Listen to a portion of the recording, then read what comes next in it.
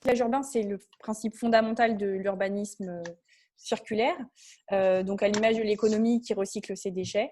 Et donc l'idée, c'était de mobiliser donc, les espaces urbanisés qui soient délaissés, sous-utilisés, donc qui a donné lieu à un benchmark dont l'objet donc, était de montrer cette diversité de mutations et à travers différents exemples concrets. Donc une trentaine de fiches ont été réalisées et elles seront très bientôt disponibles sur les sites de la Gamme et du CEREMA.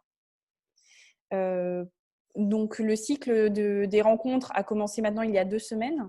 La première rencontre qui s'est déroulée donc, le 19 novembre nous a conforté dans notre choix de sensibiliser autour de cette thématique parce qu'il y a eu un fort intérêt pour la thématique du recyclage urbain avec une centaine de participants. Les discussions ont été animées, notamment, donc ça va faire l'objet de votre atelier sur le repérage du foncier, mais aussi le changement de regard à opérer sur ce qui constitue des potentiels fonciers et plutôt des échanges aussi sur le financement de ces opérations et comment faire la ville sur la ville à un prix, tout en assurant une rentabilité. Et enfin, la semaine dernière, l'objet des ateliers était de se porter concrètement sur des exemples de recyclage urbain. Donc, il y a eu des exemples de reconversion, des exemples de densification, intensification et un dernier atelier sur des exemples de démolition-reconstruction. Voilà, donc je vous laisse rentrer pleinement dans le thème du repérage foncier.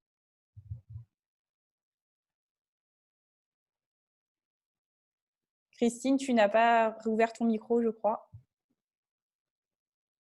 Voilà, avant de commencer, on va se présenter un peu plus précisément, Simon et moi-même. Donc, Christine Grimal, je suis responsable d'études sur l'habitat et sur le foncier au CEREMA. Et voilà, on travaille beaucoup avec les collectivités pour répondre notamment à leurs besoins de connaissance du foncier et de la qualification d'habitat. On travaille notamment à la mise en place d'outils pour favoriser, voilà, pour les aider à prendre des décisions. Simon, je te laisse la parole pour te présenter. Donc Simon Aliwa, géomaticien à la Gamme, donc je m'occupe de tout ce qui est de la géomatique pour le service planif et projet urbain. Et nous travaillons essentiellement pour la métropole Aix-Marseille-Provence, mais pas que, aussi pour la région PACA et pour d'autres institutions locales.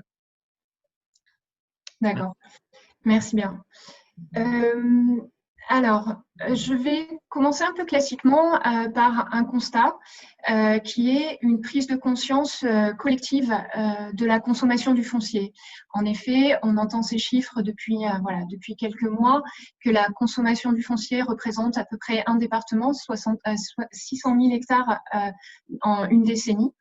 Les raisons principalement de cette consommation foncière se trouvent dans l'étalement urbain, couplé au développement des transports et des infrastructures, ainsi qu'un prix du foncier agricole faible en France, comparativement à d'autres pays européens. En gros, il y a une moyenne le prix du foncier agricole en France tourne autour de 6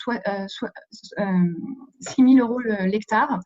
Et c'est un prix qui est en deçà des prix que l'on peut trouver en moyenne en Pologne ou en Slovaquie. Et en revanche, le haut du panier en Europe est tenu notamment par les Pays-Bas, où le prix à l'hectare est de l'ordre de 60 000 €. Donc 6 000 € en France, 60 000 € dans les Pays-Bas. Ça joue évidemment dans ces équilibres financiers, dans cette consommation du foncier. Les actions, il y a des actions annoncées par le gouvernement, notamment dans le cadre du plan de relance, avec une création d'un fonds destiné à la réhabilitation des friches et de l'ordre de 300 millions d'euros, et un fonds aussi destiné à l'aide aux communes de l'ordre de 350 millions d'euros. Il y a également un moratoire sur les zones commerciales en périphérie de ville, donc qui sont les préfets de région sont mobilisés là-dessus. Et il y a une réforme aussi de la fiscalité qui est contenue notamment dans le projet de loi de finances 2021. Alors, concrètement, agir sur le foncier nécessite de bien connaître le foncier et bien connaître les composantes du foncier. Donc moi, on va regarder on va regarder ensemble l'approche diachronique, l'analyse diachronique du foncier, donc qui est un point commun à toutes les analyses foncières en règle générale. Et s'ajoutent à cela des nombreuses questions qu'on se pose avant de se lancer dans une analyse de son foncier, dans une stratégie foncière. Quelle fréquence de comparaison va-t-on décider? Voilà, quel pas de comparaison faut-il prendre? Quelle unité minimale d'analyse est la plus pertinente? L'unité foncière, la parcelle, l'îlot, l'infra-îlot. On regardera à travers des outils, des présentations d'outils, voilà les choix qui ont été faits par les uns et les autres. Et quelle échelle de travail aussi? Est-ce qu'on travaille à la commune, au SCOT, à l'interscot, au département, à la région? Et quelle précision planimétrique est la plus pertinente? Et évidemment, la question des données. Quelles sont les données disponibles, leur exhaustivité et leur fiabilité? Donc, l'analyse diachronique du foncier. Moi, je vous propose de partir d'une définition très simple. En fait, l'analyse diachronique, c'est quoi? C'est comparer des données reconstituées à 2 dates différentes, voire à 3, si on veut mesurer l'accélération ou la décélération d'un phénomène de consommation du foncier ou de renouvellement urbain. Donc, les analyses du foncier reposent sur des composantes du foncier. Les composantes du foncier, quelles sont-elles? Donc, il y a les composantes réglementaires, les usages du foncier. Il y a les composantes liées aux risques et aux enjeux naturels et industriels. Il y a tout le volet du calcul de la disponibilité foncière, également tout ce qui est l'analyse de la structure des bâtis, la typologie des propriétaires, l'usage des bâtis, la couverture végétale du foncier, etc. Il y a beaucoup de données qui sont liées au foncier. L'intérêt aussi de regarder toutes ces composantes du foncier, c'est de les faire dialoguer avec d'autres données, notamment des données sociales, des données économiques, des données démographiques. Et enfin, ce qui est très intéressant de faire, c'est de comparer également son territoire avec d'autres territoires, soit similaires en taille ou en population et en positionnement, soit des territoires voisins, soit les territoires de son EPCI. Donc ça donne aussi vraiment tout un relief à l'analyse. Cette approche diachronique est très largement utilisée pour évaluer la consommation des espaces naturels, agricoles et forestiers. En revanche, voilà, elle est à l'état de recherche et on va voir à travers les outils. En termes de renouvellement foncier, voilà, il y a vraiment encore des choses à creuser et à chercher. Donc, suivre l'occupation du sol et la consommation des différents espaces nécessite en fait vraiment de focaliser sur des critères de qualité dans le choix des données. Savoir si ces données couvrent un même territoire. On sait qu'il y a des données qui ne sont pas disponibles pour des territoires comptant moins de 50 000 habitants, l'IGN. On s'interroge aussi, il faut être vigilant plutôt, sur des critères d'homogénéité de la donnée.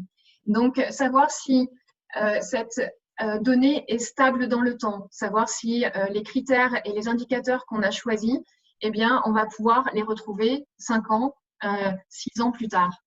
Après, il y a évidemment le niveau de précision. Donc, il y a de plus en plus de données qui s'agrègent, notamment à un niveau de précision qui est la parcelle. Et évidemment, la question de sa mise à jour.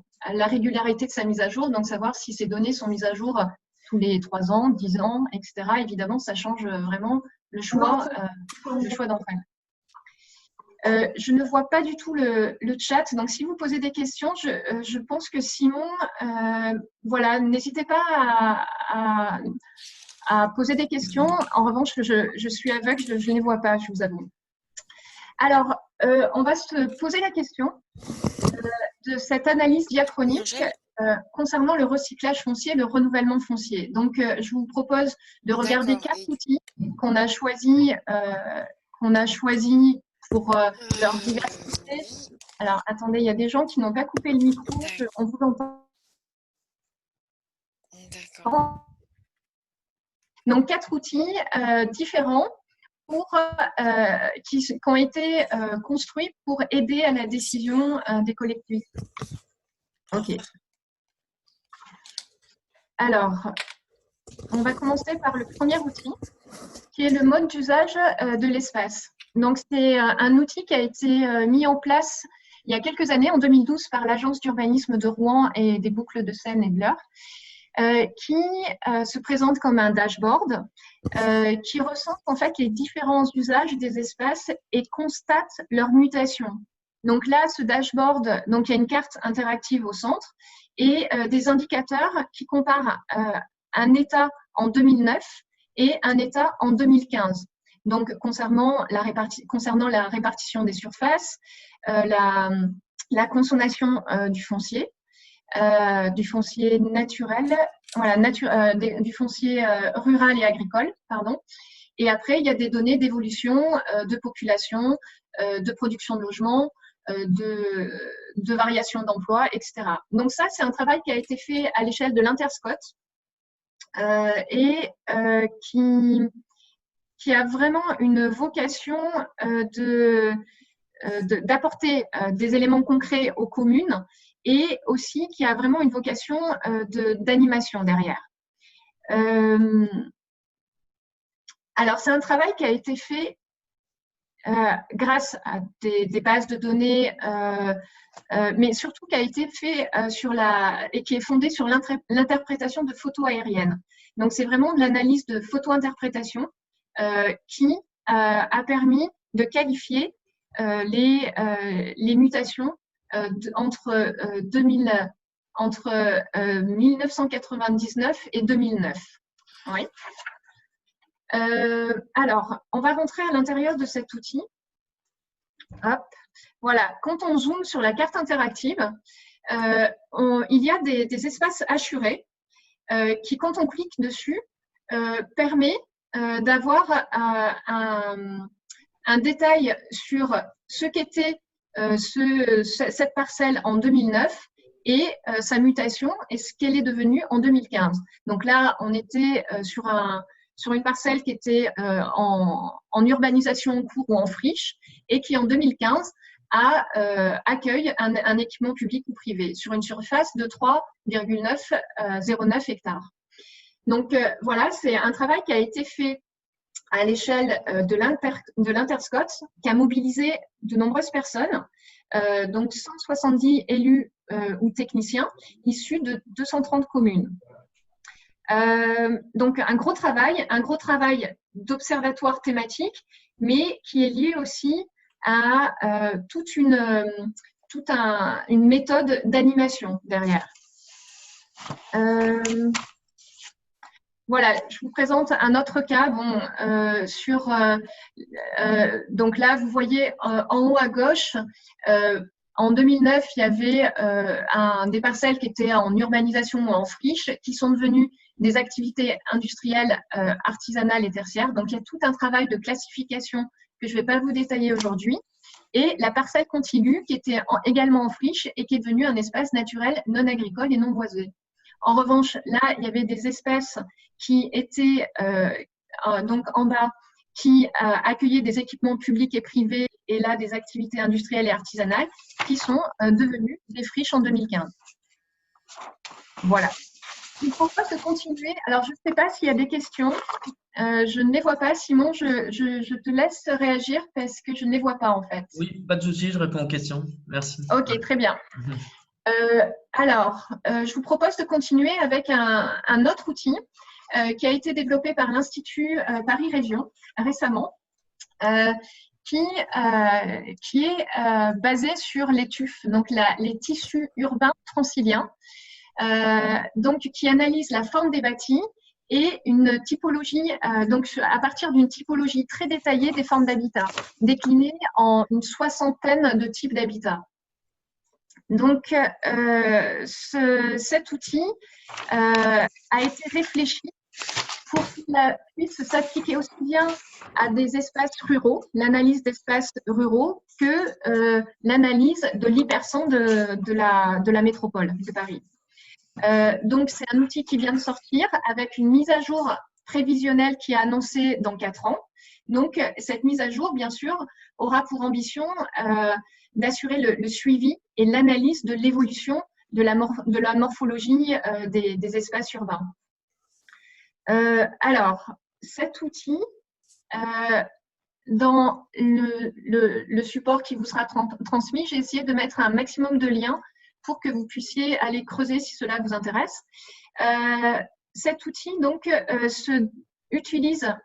a été construit a eu une phase de construction en fait en 2 temps. Il y a eu la construction du référentiel spatial, puis un travail d'ajout des données sur l'usage et les bâtiments. Donc, la construction du référentiel spatial, ils sont partis des données Magic 3 et des données à la parcelle. Alors, quand je vous dis Magic, il y a eu une série de… Voilà, vous voyez, je ne sais pas si vous voyez, mais il y a une série de bases de données qui ont été mobilisées. Hop, je cherche un tout petit peu mes notes. Donc, il y a Magic 3, il y a la BD parcellaire. Et après, ce qui est intéressant, c'est qu'ils se sont appuyés sur des études qu'ils avaient menées préalablement, notamment en 2012, sur la morphologie des îlots urbains, pour réintroduire donc toute cette capitalisation d'études. Donc, ils ont reconstitué ils se sont appuyés sur les îlots Vierre, d'une part, et après, ils ont décliné dans chaque îlot, ils sont allés à l'infra-îlot pour décliner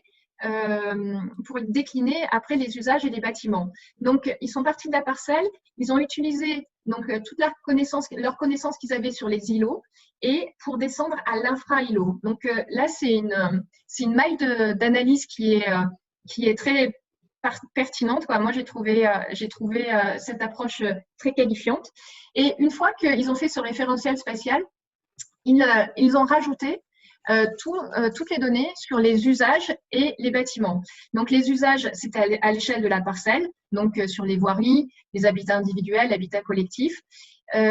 Après, des données sur les bâtiments, notamment savoir s'ils sont en alignement de voirie, et ils ont toutes les données sur les implantations des limites séparatives, les gabarits, l'âge de construction, etc.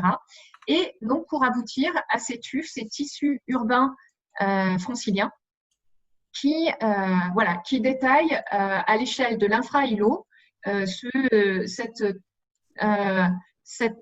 toutes ces informations sur l'usage et la typomorphologie insérée. Je vous propose de revenir en PACA. Si vous avez… Alors, je ne sais pas si Monsieur Delaville est connecté. Je sais qu'il s'était inscrit au webinaire. Si Monsieur Delaville veut compléter cette présentation ultra rapide et forcément, je veux dire, je suis allée très rapidement sur votre méthode, n'hésitez pas à le faire, à prendre la parole. Je ne sais pas si vous m'entendez, enfin, je suis connecté en Oui. tout cas. Peut-être juste pour compléter par rapport à votre présentation, pour dire qu'on se sert également de cet outil de manière un peu plus prospective et on vient repérer en fait les parcelles qui sont, à notre sens, peu denses ou sous-densifiées actuellement par rapport à un même type de tissu. Donc, quand même, si on a des petits collectifs ou du pavillonnaire, on peut repérer les parcelles de ce type qui sont peu denses par rapport au tissu environnant. Et ça nous repère également comme ça des secteurs potentiels de densification ou d'intensification au sein des différentes communes de la région. D'accord. Et c'est un outil qui est accessible évidemment à toutes les communes? Tout à fait. Enfin, déjà, on a un cartovis qui est en ligne et qui est accessible à tout le monde. Et ensuite, on passe des conventions avec les adhérents de l'Institut Paris Région pour un transfert de données. Donc, chacun peut soit acheter, soit avoir la donnée par convention avec l'Institut. D'accord. Très bien. Merci bien. Encore une fois, s'il y a des questions qui sont en ligne, je ne les vois pas, donc je vous laisse gérer. Moi, je vous propose de continuer. Merci beaucoup. Merci beaucoup, Monsieur Delaville, pour ces précisions. Et pour tout ce travail, il y a une note méthodologique que je n'ai pas mis dans mon PowerPoint, mais qui détaille toute votre démarche et qui est voilà, qui est très pédagogue, très pédagogique, pardon. Je vous propose de continuer par un outil qui a été développé par 2 autres outils qui ont été développés en PACA. Alors, le premier, c'est Urban Simul, dont pas mal de personnes ont dû déjà entendre parler, voire utiliser. Donc, c'est un outil web qui a été conçu par l'INRA et le CEREMA avec l'aide dans le cadre d'une convention développement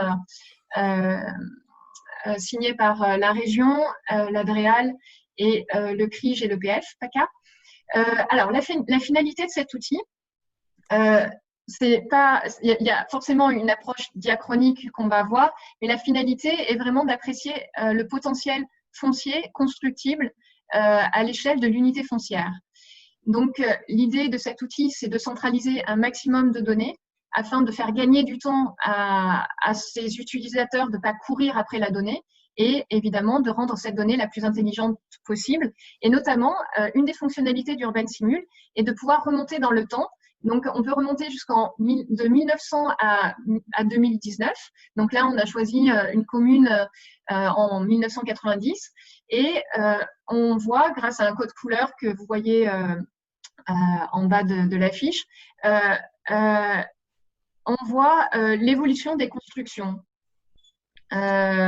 Donc, on voit la dynamique de construction sur un territoire et ça permet vraiment d'identifier les espaces où la densification a pu se passer et notamment en tirer des enseignements pour savoir où et comment peut se passer le renouvellement urbain de demain. Cependant, il n'est pas conçu véritablement pour identifier comme le précédent outil, pour identifier où le densifiable est situé. Donc là, c'est vraiment une approche sur du foncier nu ou partiellement bâti, mais pas sur l'aspect renouvellement urbain.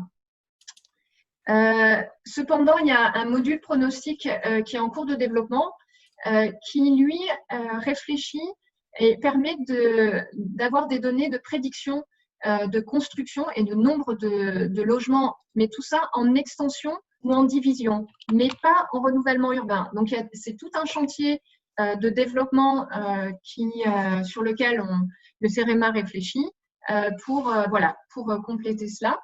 Je vous montre un autre visuel d'Urban Simul. Donc là, c'est une légende qui est vraiment accessible directement dès que vous avez un compte Urban Simul pour voir l'urbanisation récente de la commune. Donc, on a en orange le bâti depuis 2017 et en bleu le bâti avant 2017. Et ça permet d'évaluer les marges de manœuvre de renouvellement urbain. Voilà. Donc là, c'est l'aspect diachronique qu'on peut voir dans cet outil Urban Simul. Le quatrième outil que je voulais vous présenter, c'est le travail qui a été fait par la gamme de typomorphologie, donc qui ressemble à celui qui a été développé en Île-de-France, mais avec une approche différente. Donc la typomorphologie, c'est un outil basé sur SIG, bien sûr, à l'échelle de la métropole Aix-Marseille, et qui recense pour chaque unité foncière, donc là on est à l'échelle de la propriété, de l'unité foncière, les bâtiments et les formes urbaines. Donc l'objectif de cet outil, c'est de bien comprendre les phénomènes de création des formes urbaines et d'anticiper ces évolutions. Il a une vraie vocation pédagogique, c'est vraiment d'aider à l'analyse de l'intégration urbaine d'un projet en prenant en compte le contexte et en termes d'insertion et en termes de qualité architecturale. Christine, oui. J'ai une question. Alors, dans Urban Simul, donc c'est Caroline qui me pose la question de savoir quels sont les espaces qualifiés en dépréciation. Alors là, on est plus sur alors plusieurs choses. Dans Urban Simul, On a également toutes les données de DV3F, des demandes des valeurs foncières sur les 5 ou 10 dernières années, en fonction des droits que vous avez sur ces données-là. Et donc, ça permet de voir l'évolution. Et donc, il y a des tableaux recalculés à la volée, donc en fonction du zoom que vous avez, que vous faites sur votre carto interactive. Et ça permet de voir voilà, la courbe des prix Oui, sur c'est ça. Oui, mais voilà, c'est pas la première fois que mes enveloppes partent à Présentine, donc c'est pas très pratique. Oui, c'est vrai, c'est déjà une chose, ça, je le reconnais. Pardon, je crois qu'il y a Mais quelqu'un du qui parle en coup, même temps que moi. comment je peux… Excusez-moi, est-ce que vous pouvez couper votre micro parce que là, on est en plein milieu d'une conversation. Alors, c'est peut-être moi qui vais gérer ça. Ok, la personne vient de couper le micro. Non. Je sais, mais moi, je vous cache pas que j'ai aussi plein d'urgences et que je suis en réunion et presque Alors, pardon, excusez-moi, voilà, c'est les webinaires. Donc, est-ce que j'ai répondu à la question de la personne? Oui, merci. En fait, j'avais pas compris qu'il y avait eu un croisement avec DV3F et voilà, les valeurs, etc. Donc, merci beaucoup. Oui, d'accord. Très bien. Donc, j'étais en train voilà, je vais revenir sur l'outil de la typomorphologie de la gamme. Donc, il y a une typomorphologie simplifiée et une autre qui est, pardon, excusez-moi, je me pomme un peu qui est détaillée. Donc, la typomorphologie simplifiée utilise des données d'Urban Simul, utilise également les données d'occupation du sol du prix Chpaka 2014 et la BD Topo, les données réglementaires des documents d'urbanisme.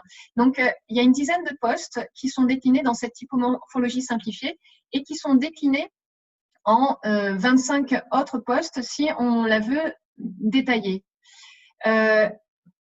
Quand on passe à la typomorphologie détaillée, l'idée,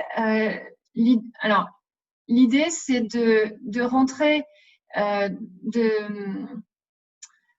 de pouvoir, comment dire, de pouvoir détailler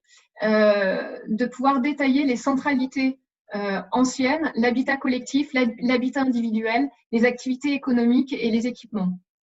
Voilà, donc ça c'est un outil qui a été ouvert et pareil, il y a vraiment un accès à toutes les collectivités de la métropole à cet outil qui est utilisé principalement pour l'aide,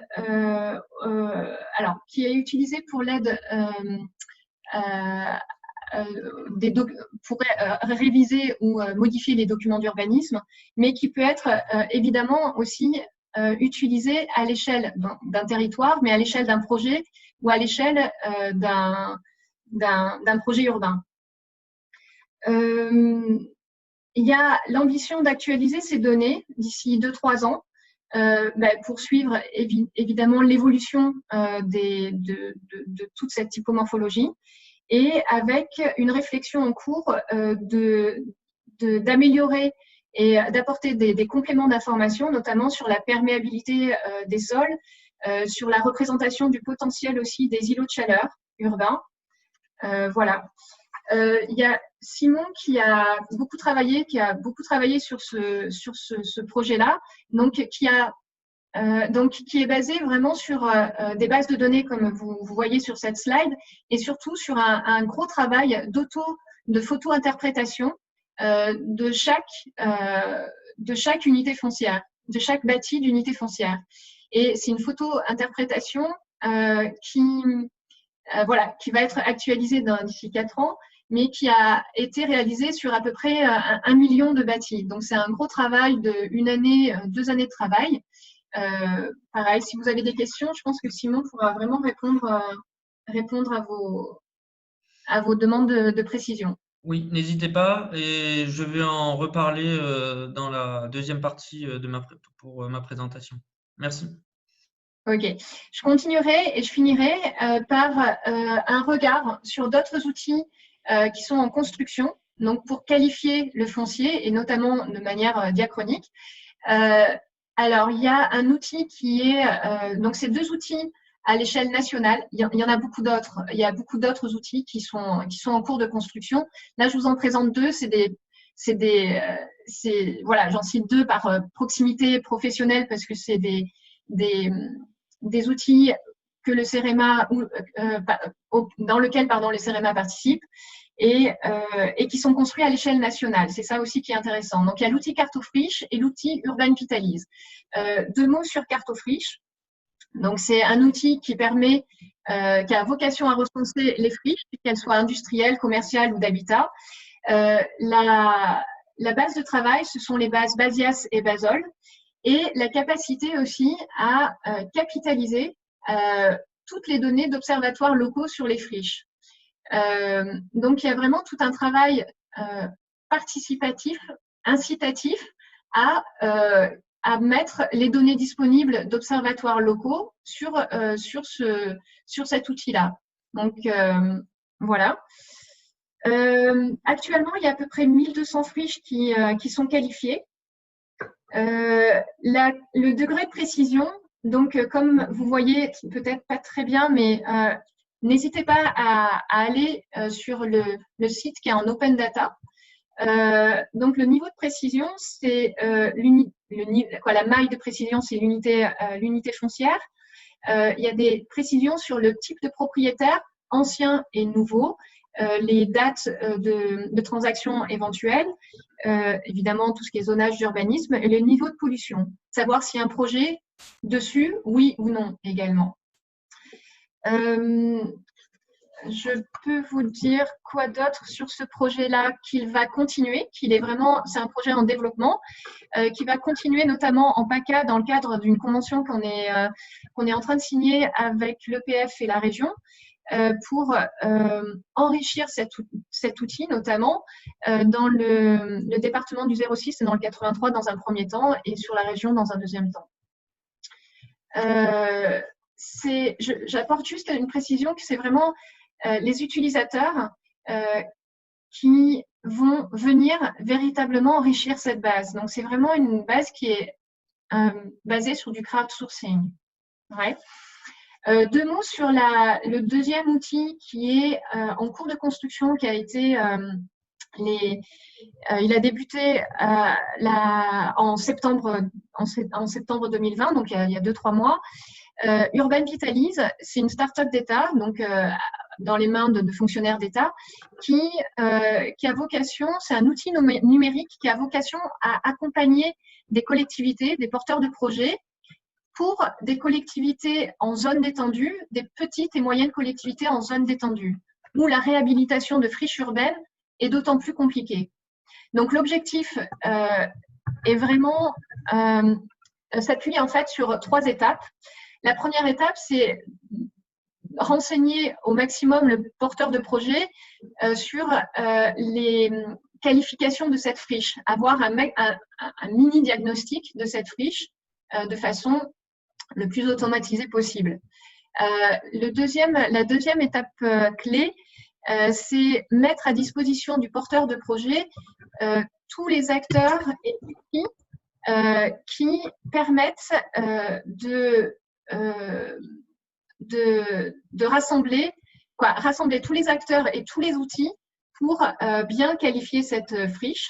Et surtout, la troisième étape, c'est quels sont les financements disponibles à disposition de la collectivité pour engager des travaux de cette friche.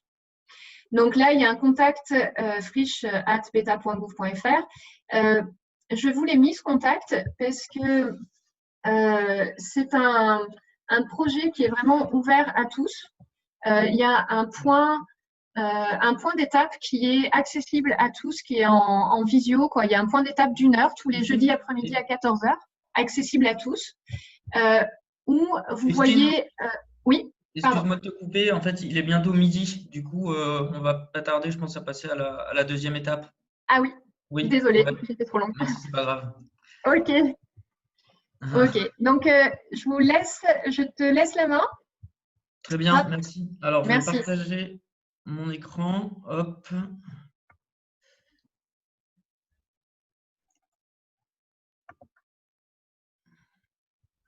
Tac. Hop. Alors, bonjour à tous. En fait, je vais vous présenter. Vous voyez bien le PowerPoint? Ouais, pas de souci. Merci. Je vais vous présenter en fait quelques pistes pour se lancer dans la recherche des potentiels fonciers en renouvellement urbain. Donc, les atouts et les limites de l'exercice.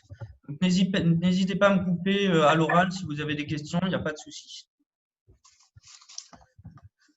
Donc, en fait, depuis la loi Allure, en fait, les documents d'urbanisme doivent surtout intégrer l'analyse de la capacité de densification et de mutation de l'ensemble des espaces bâtis. Donc, actuellement, le plus courant, les exercices les plus courants, c'est d'identifier les potentiels fonciers dans les dents creuses et dans les fonciers partiellement bâtis par division parcellaire. Donc, il y a beaucoup de méthodes qui existent en SIG et la documentation sur ce sujet ne manque pas.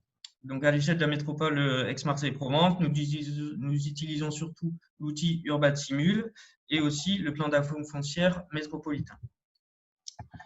Donc, la grande interrogation, en fait, c'est comment identifier en fait, le potentiel de mutation des terrains bâtis, le recyclage urbain. Donc, pour rappel, soit en reconversion, changement de destination, ou en évolution de la forme urbaine, densification, intensification, démolition et reconstruction. Donc, ces potentiels, en fait, ils sont assez difficiles, c'est difficilement identifiable avec des outils SIG de manière automatique. Je n'ai pas trouvé beaucoup de méthodos en fait sur le net, donc c'était quand même des sujets assez de recherche où il y a un grand potentiel de développement. Donc, je vais vous présenter rapidement en fait un peu les limites de l'exercice de l'identification des parcelles densifiables et des dents creuses. Donc là, par exemple, je vais prendre un exemple dans le quartier de Héroux et Atreil, dans l'est de Marseille. Donc, voici un extrait de l'outil UrbanSimul où il y a une parcelle potentiellement densifiable. Donc, c'est surtout en fait l'ensemble de ces parcelles qui sont identifiées en fait se situent surtout dans des espaces qui sont pas très denses ou avec pas mal de bâtis diffus et dans des zones d'interface vie-nature. Donc, si on se rapproche un peu de cet espace, donc on voit bien que c'est un espace bien densifiable autour d'un tissu pavillonnaire assez dense. Et d'ailleurs, sur la photo Street View, on voit qu'en fait, un permis de construire a été déposé de manière assez récente. On va bien y avoir une densification à terme de cet espace. Donc, dans le tissu urbain dense, on va se rapprocher un peu du centre de Marseille et de la gare Saint-Charles. Donc, là, on va s'intéresser en fait à une parcelle qui appartenait à une association caritative chrétienne, en fait, qui a longtemps tenu d'espaces verts de proximité, donc plus ou moins fermels pour les habitants du quartier. Et ce foncier a été récemment mobilisé pour une opération immobilière de 200 logements, donc qui a posé un certain nombre de questions, parce qu'il y avait aussi quelques recours de la part des riverains et des défenseurs de l'environnement. Donc, on voit aussi qu'il y a quelques limites en fait, à l'exercice d'identification et de densification en fait, de ces potentiels en dents creuses et en densifiables. Donc, ça pose vraiment la question d'ouvrir la démarche vers l'identification des potentiels fonciers dans les terrains bâtis, donc en renouvellement urbain. Alors, pour cela, en fait, donc quel intérêt? Eh bien, en fait, c'est pour anticiper et estimer la probabilité des futures mutations. Donc, par exemple, là, dans le quartier de Lodi, dans le centre-ville de Marseille, on va se pencher par exemple sur un bâtiment. Donc, c'était un ancien entrepôt ou de garage. Donc, c'est dans les années 2004-2003. J'ai pris ça sur Google Earth. Et en fait, ce bâtiment, récemment, il a changé de destination avec un bâtiment en R+4, R+5 en continuité avec le bâtiment existant. Donc là, on voit bien qu'il y a eu une évolution de la forme urbaine en renouvellement urbain dans un tissu déjà dense. Donc l'objectif, en fait, c'est de pouvoir anticiper avec les outils SIG ce type de mutation à venir. Donc la question, c'est comment faire et quelles données mobiliser. Ça, c'est pas évident. Pour cela, je vais vous expliquer un cas pratique que nous avons réalisé à la gamme. Donc, je vais prendre un exemple d'un tissu économique dans une zone UA1. Donc, c'est à côté de… Alors là, par contre, plus au niveau du carré rouge, je n'ai pas bien placé. En fait, c'est juste à côté, ici, du secteur de la Timone, vers l'avenue Baye. Donc, c'est un tissu dans un zonage UA1 au PLUI. Donc, il n'y a pas de contraintes paysagères et ni patrimoniales spécifiques. Donc, il n'y a pas de risque lié à inondation ou technologique. La zone UA1, bon, il y a un potentiel de densification, c'est une destination plutôt mixte. L'emprise au sol est peu réglementée et la hauteur des façades est fixée en harmonie avec les hauteurs existantes à proximité.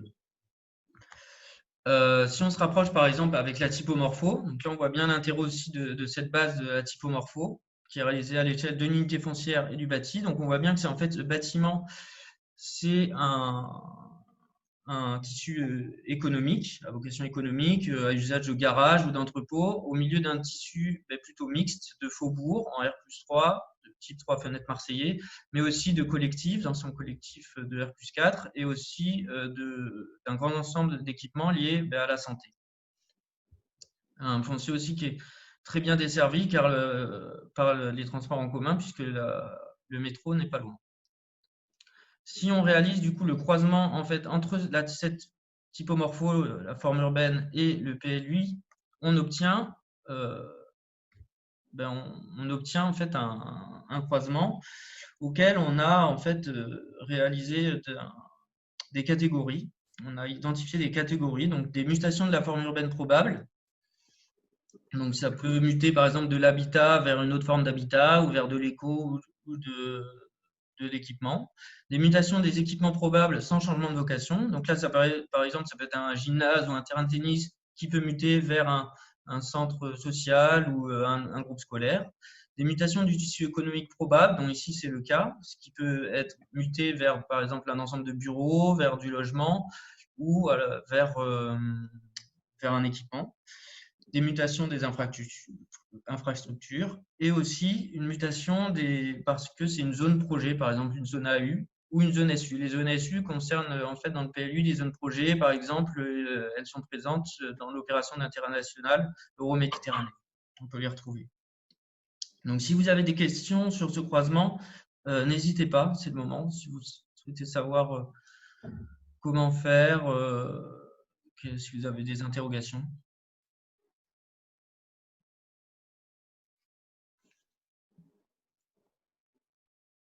Pas nécessairement. Non, il n'y a pas de questions sur le chat pour l'instant. Voilà, n'hésitez pas à prendre la parole. Voilà, on peut continuer après. Ok, alors je vais continuer. Donc la grande question qui se pose en fait, c'est une fois que ce foncier a été identifié, c'est comment le qualifier et d'évaluer sa probabilité de mutation dans le temps.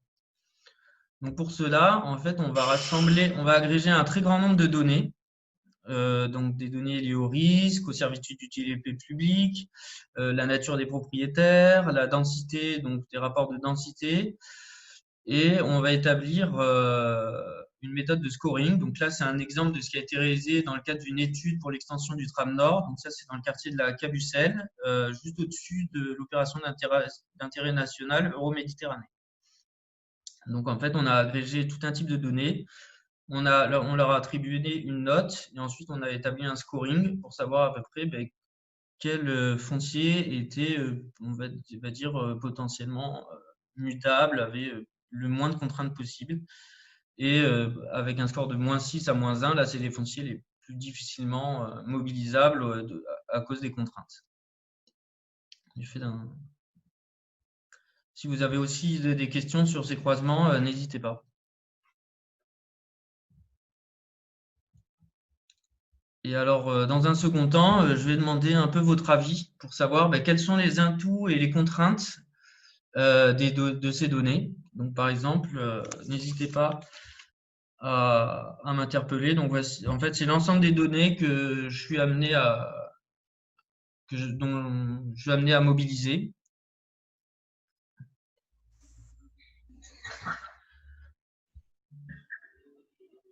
Il y a Thomas qui souhaite Oui, parler. bonjour. Oui. Bonjour, Thomas Morinière de Oui, BTM. bonjour. Oui, une réflexion, c'est que j'ai l'impression que ces efforts-là pour cartographier, faire de la prospection assez systématique, hein, dont on mesure la quantité de travail qu'il y a derrière, j'ai l'impression que en fait, quand le résultat est de qualifier une forte probabilité de la mutation, Oui. j'ai l'impression qu'on constate souvent que, de fait, la mutation est en cours, en fait. C'est-à-dire que le modèle est bien prédictif, mais quelque part, on constate, et les exemples que vous avez donnés dans Marseille avec les photos aériennes, on voyait qu'effectivement, des opérations immobilières étaient en cours, réalisées, ou à plus petite échelle, c'est des permis déposés. Voilà. Bon, je sais pas, je sais pas si c'est un constat exagéré. En tout cas, c'est celui qu'on avait pu faire de notre côté. Mais du coup, pour pas en rester là, je me dis que c'est peut-être la plus-value peut être là où la probabilité de mutation, en tout cas à court terme, est faible, d'après le scoring que vous avez présenté. L'intérêt pour les collectivités, enfin tous ceux qui essayent d'anticiper, ça peut être de voir quels sont les leviers pour que d'une probabilité faible, on progresse vers une mutabilité plus élevée, et donc de repérer dans ces facteurs-là ceux sur lesquels la collectivité peut intervenir par la planification ou bien par des actions plus opérationnelles. Oui. En fait, on agrège. Alors, en fait, la complexité de l'exercice, c'est de qualifier en fait toutes ces données par exemple, toutes ces données qu'on rassemble. Quelles données en fait, par exemple, quelles données vont limiter, en fait, on peut dire une mutation future.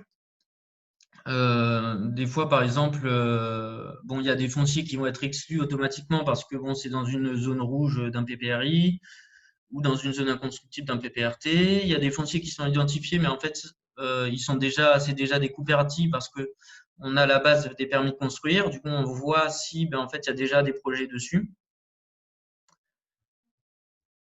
Et ensuite, on les compare aussi avec, par exemple, qu'est-ce qui est permis au titre des documents d'urbanisme, le taux de vacances, l'état du bâti, donc s'il y a un arrêté de péril dessus, sur les données DVF aussi, s'il y a eu de nombreuses transactions immobilières sur ces parcelles. Donc, je ne sais pas si ça répond à votre question.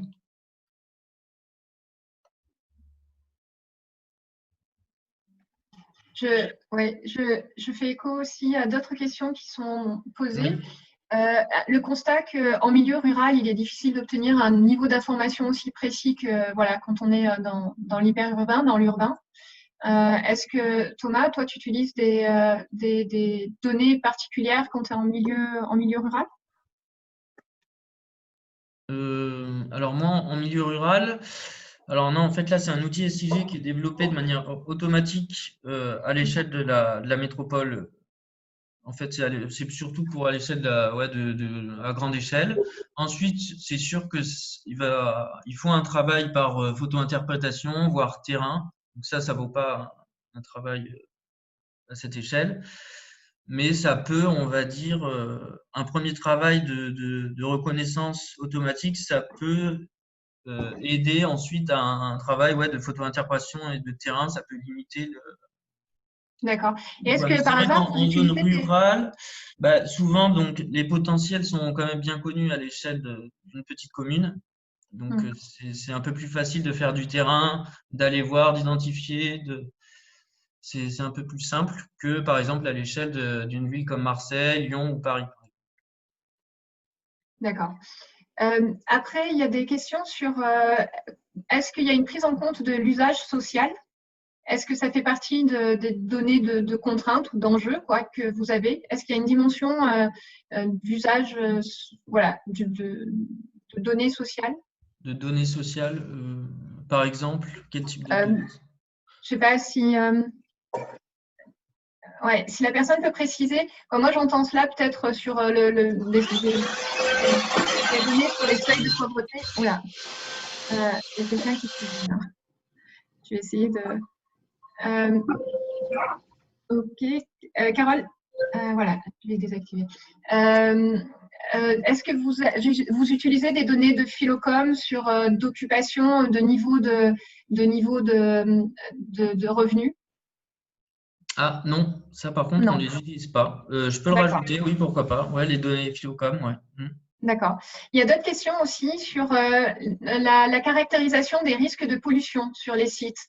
Je lis la question, sachant que la réhabilitation d'une friche est très dépendante des travaux de dépollution à mettre en place, notamment les coûts pouvant peser lourd sur la balance économique des projets. Est-ce qu'il y a cette dimension de risque de pollution et de dépollution qui est introduite dans votre Alors, travail ou pas? oui, très intéressant. Là, je vais le rajouter. Je ne l'ai pas rajouté ici. Donc, on peut utiliser toutes les bases de données Basias et Basol pour savoir s'il y D'accord. a des risques de pollution sur la parcelle.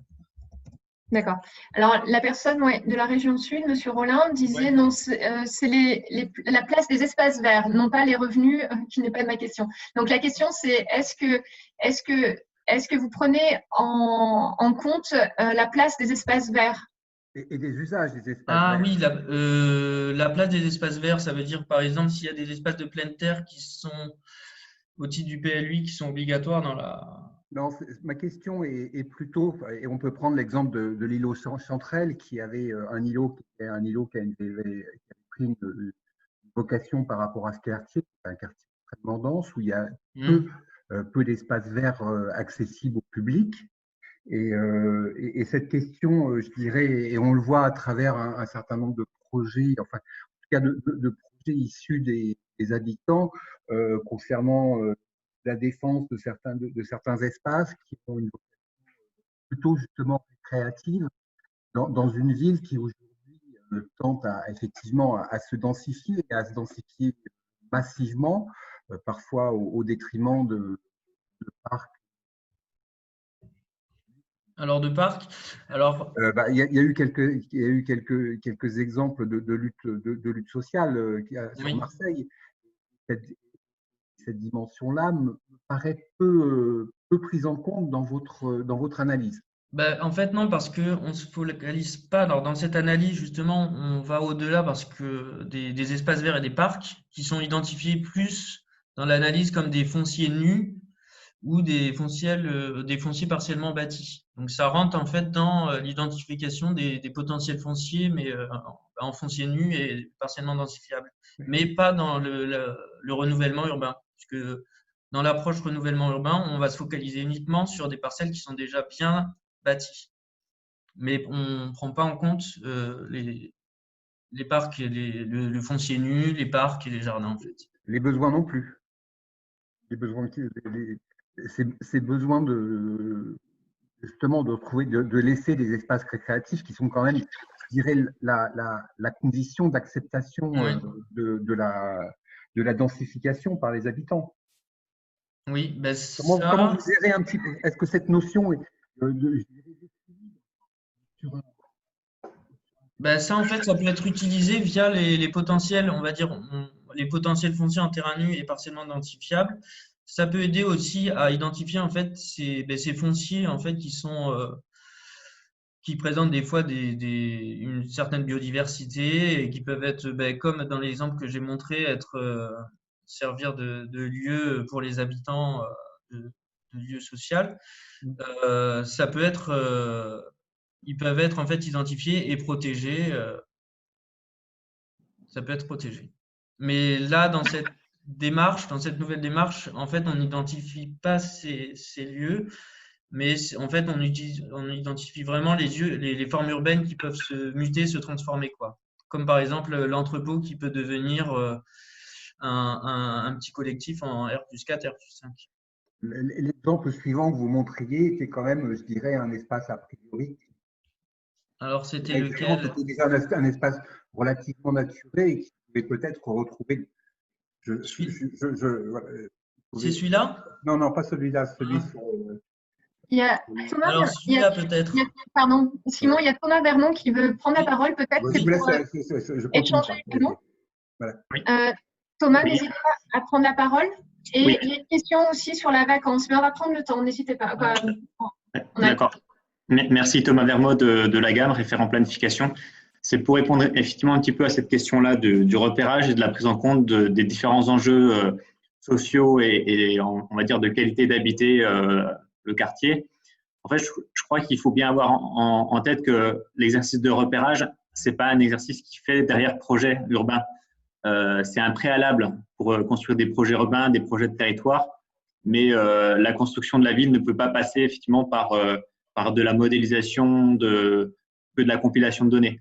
Donc pour moi, je vois le repérage foncier comme un outil préalable, comme une démarche préalable de connaissance, mais derrière, effectivement, on est obligé de croiser avec l'analyse du quartier, le fonctionnement, la co-construction avec les habitants, etc. Donc voilà, je pense que ça, c'est un élément important. Et au-delà des travaux que mène Simon sur le repérage du foncier, à l'agence, on travaille aussi sur l'évaluation de la nature en ville et des déficits de déficits de nature en ville dans certains secteurs. Donc, c'est différents éléments à croiser pour ensuite établir la stratégie de fabrique de la ville, en fait, je dirais. Voilà. Complété par une petite remarque de Anne Tala aussi, surtout que ce problème de santé et d'environnement en ville fortement réactualisé dans le contexte Covid. Il y a aussi une question sur la vacance, il faut que je la retrouve. Oui.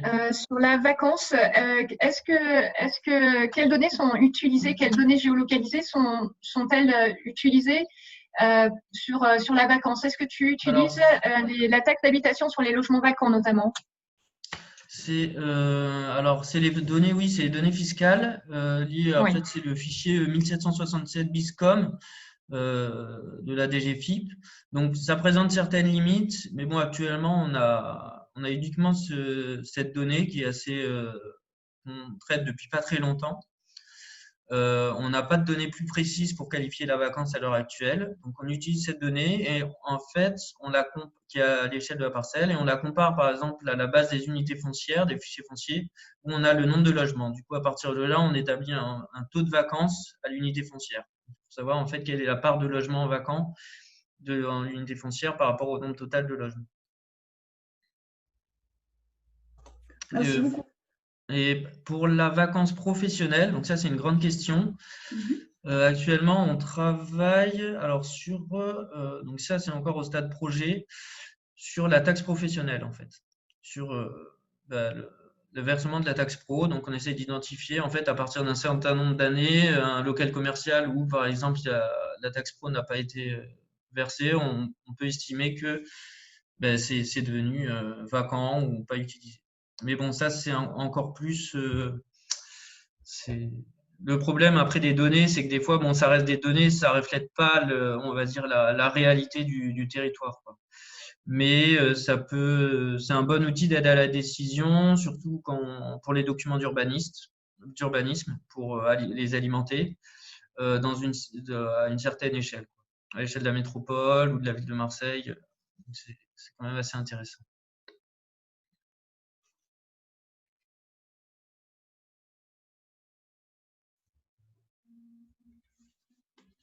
Voilà. Si vous avez d'autres questions. Oui, il y a d'autres questions qui ont été posées. Donc, monsieur ou madame Martinez qui posait la question, une question assez large. Que préconisez-vous à un EPCI comme pour démarrer une stratégie foncière de recyclage foncier?